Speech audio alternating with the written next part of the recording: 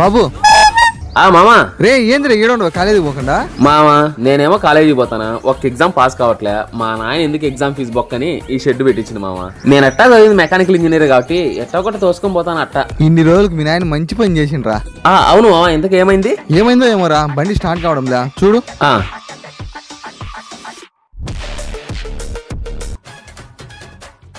మామా అయిపోయింది మామా, ఇప్పుడు స్టార్ట్ చేయి. సరేరా. మామా స్టార్ట్ చేయమంటే ఆరం ఎందుకు మామ కొడతానువా? రే నేను స్టార్ట్ చేస్తానరా, కావాలంటే చూడు. అవునే మామా, అటైతే ఆరం కొట్టు, బండి స్టార్ట్ అయ్యింది. చెప్పలా మామా, నేను స్టార్ట్ అయింది చూడు. అయిందిరా. మామా క్లచ్ పట్టుకొని గేరే. మామా క్లచ్ పట్టుకొని గేరేమంటే రేదెందుకు మామ తిప్పుతానువా? రే నేను క్లచ్ పట్టుకోండారా, కావాలంటే చూడు.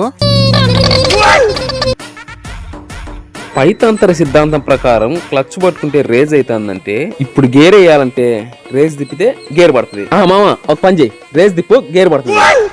రేజ్ తిప్పితే గేర్ పడుతుందా? రీ నీ షాప్ కాడికి వచ్చిన చూడు, నా మెట్టు నేను కుట్టుకోవాలరా. మామ చూడు